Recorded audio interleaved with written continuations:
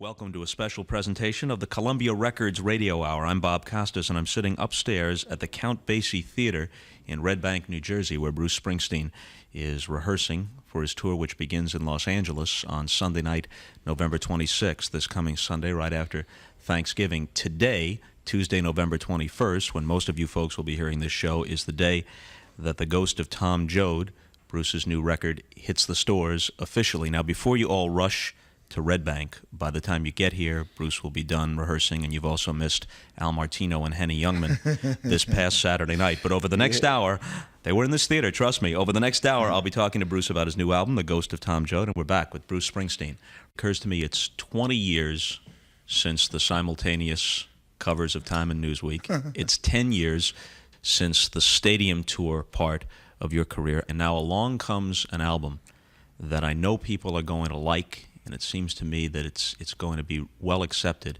but it's a little bit of a change-up. It's going to remind people of Nebraska a little bit. Why this album? Why now? I'd made a record, or part of a record, last year that I didn't finish, and I worked on it quite a bit, and I listened to it just before. Maybe before last Christmas time or something. I said, gee, it's not quite right.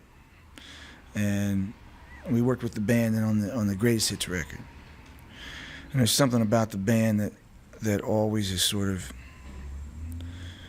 drawn me outside of myself and to write more about the world outside, I suppose. And I think I wrote Ghost of Tom Joad originally as a rock song for the E Street Band, on thinking I might use it on as one of the extra songs on the Greatest Hits record.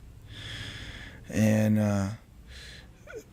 for one reason or another, that didn't happen. But it kind of set me in that direction a little bit. And I had the song Straight Time, which is on this record, and I had that for about a year or so.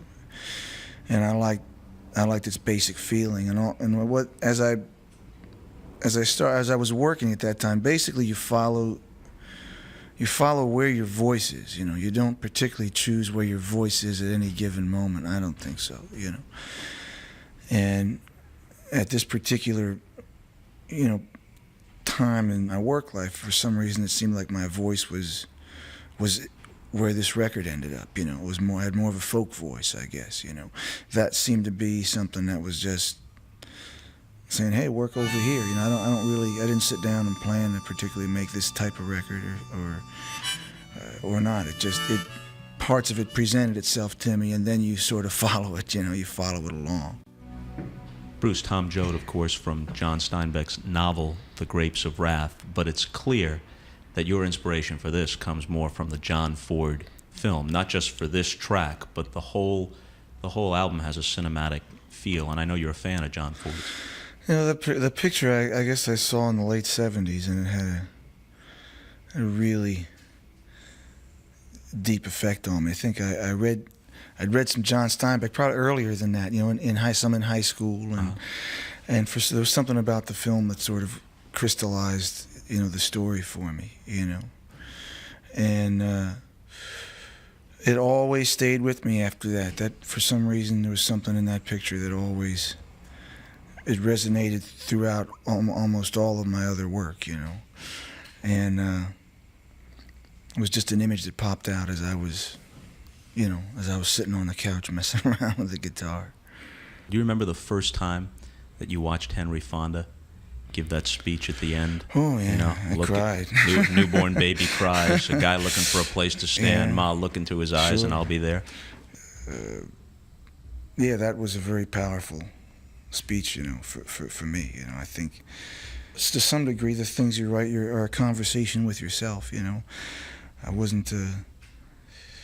I think that's probably what that song was for me. It was a conversation I was having with myself. Not about, oh brother, where art thou, or where is this in the world today? It was just, hey, where is it in me? And I think you got to start with that question. If you can get people to ask that question, then the song's done its job. You've often come to the theme of a person in difficult circumstances trying to find some nobility, some dignity within those circumstances, maybe not in a dramatic way that everyone can see, but in some small way that would have some redemptive power for that person. And in these cuts, I find a little bit of that, but also a lot of resignation on the part of these characters, that maybe they're just not even going to find that little bit of dignity. Well, I guess I sort of see there's a little bit of it out there, you know. I don't really start from any political point of view, and I don't particularly, or no conscious one. I suppose everybody carries their politics innately and emotionally in their psychology in some fashion. But I think that's what's been happening, you know. I think that the American idea of equal opportunity, you know, obviously it hasn't been realized, you know. And I think that what's worse, it seems like every study that's come out about the division of wealth in society over the past 10 or 15 years has shown that the middle class has been getting smaller, and people are getting farther and farther apart. And I think that while it's something that it hasn't led to, say, riots, but it leads to diminished hopes, diminished expectations, diminished possibilities. And so that feeling, which is just something that I sort of, like I say, I don't sit down and start from any particular conscious point of view, but I think that feeling of the way things feel to me right now, that colors the stories and the characters' lives on the record, you know. Like we said earlier, The Ghost of Tom Joad is based much more on the movie, or draws its inspiration much more from the movie than from the book. And you think about the movie and this whole family making its way out west in this little rickety car, and nothing about their circumstances is nurturing. No. Nothing should give them reason to be optimistic, and they're trying to forge some sense of community among themselves and find something that's real that can help them transcend these circumstances. Yeah. And that theme shows up in a lot of your work through the years, doesn't it?